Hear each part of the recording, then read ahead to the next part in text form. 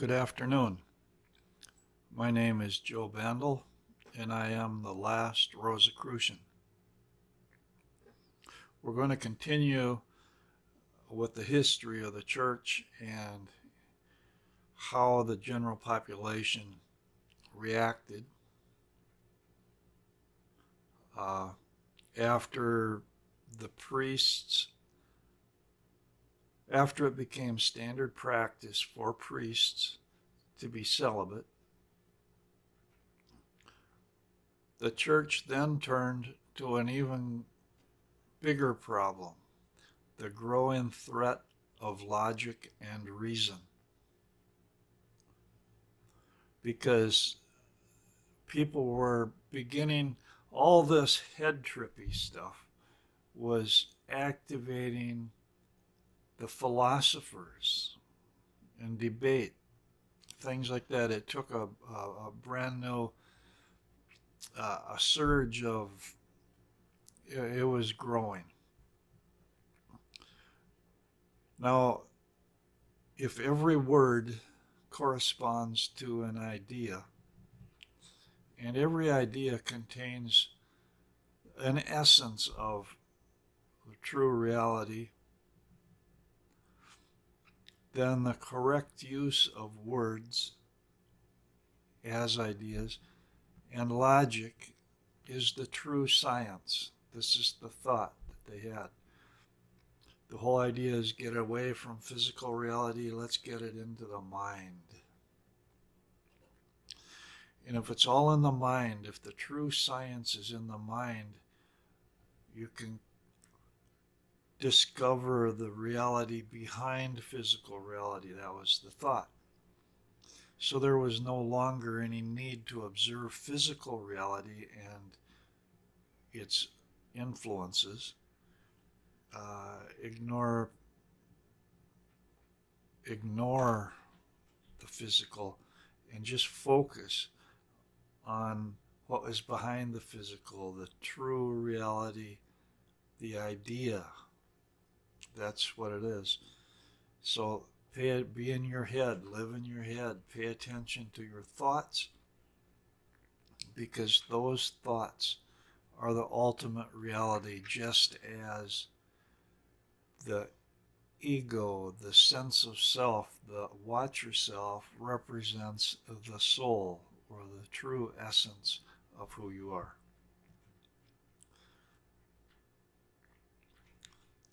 So, the elite, the educated, they gave up thinking about the physical world and turned into their heads, went even deeper into their heads. They dug up fragments of Aristotle translated from the Arabic and wrote commentaries on that, and then wrote commentaries on the commentaries until these head trippers proved the divinity of Christ and his martyrdom, because you can prove anything you want. And that they proved that the entire Christian doctrine was based upon Aristotle and his philosophy. Now, this is the same time, this is the great philosophers of the Dark Ages, the Middle Ages. Thomas Aquinas brooded over the psychology of angels, and Duns Scotus discovered the thinking machine in man. Now, what's the thinking machine? What it means is that how people think it's like a machine. It's like computer code. If true existence is non-physical, if we're making it all, if it's all in our heads anyway, then words are things. Ideas are things. Every combination of words represents combinations of things and realities, just like computer code. Now you think about Sigmund Freud with the free association. one thought is connected to another thought is connected to another thought. And there's a meaning behind that, just like the computer code strings these things together, but they have to be in the proper sequence and then they'll work. Putting words together in the correct sequence brings perception of reality, just like getting a computer code right makes the program work properly and then things happen right. This is the idea that this is the thinking machine. The logical sequence of associated words and ideas gives us the thinking machine, and you don't even need to think about it. If you have the right code, if you have the right computer code, you don't have to think about it because it just goes where you want it to go. And that's what the church was saying that they were providing. The church was saying that it was providing the correct code, the correct computer code to the masses. And if the masses would just believe what they were told, then everything would be fine. And they, well, that's the plan. But logic and reason can only go so far, and it's going to lead to paradox. If you, because there's two sides to every equation, and I know in my own life I've debated something, and all of a sudden I found out I was debating the other side, trying to prove a point or something like that. It's a very slippery thing.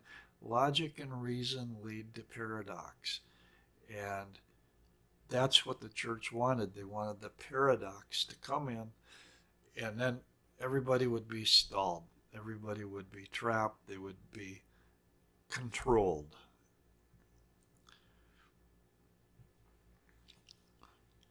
And they wouldn't be thinking their own thoughts. They would just be parroting program, computer code. And so the church was safe, or so it thought.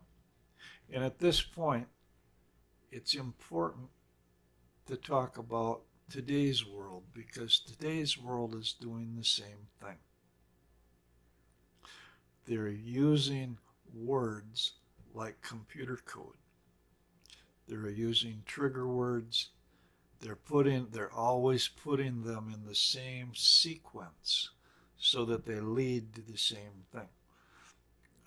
That's what politically correct is all about. If you think about it here, because if you are fed the same string of ideas, you're going to arrive at the same reality. And it's dangerous to break the computer code, because you don't know, you're not going to end up at the same reality, and you're going to be thinking for yourself. Well, for some of us, that's a good thing, because I believe in self-determination. I believe in free will. I believe in trying to think for myself, and I don't like others, external authorities, to be dictating what I should be believing, what I should be doing, things like that. That's just me personally, and I've always had a problem with external authority. But this whole concept, this concept about thought as a chain of association, Sigmund Freud with its free association, Scientology going back on the timeline, going back to the first moment of pain. It is recognized, this is real, that awareness travels lines of thought. And that the human brain is an organic computer. it is a kind of is a thinking machine. I've been amazed. I've just been studying some computer programming stuff, and I am amazed at how similar the fundamentals are between coding computer language programs and the way human thought works. They were really onto something here. Uh, but there's a problem because physical reality is organic and it's in the physical world. And it may act as a machine as well. It may act as in a similar way to what computer code does. But there has to be an association. The words that you use, the ideas that you use, have to have an association with physical reality. Otherwise, they're divorced from each other. And that's the trick. What happens in the computer industry, I'm going to give this as an example, you're limited. The computer language, the programmer language that you use limits what you can do. In every generation or so, a new language shows up that's more complex and that will allow you to do more things in your programming. And that's what's happening.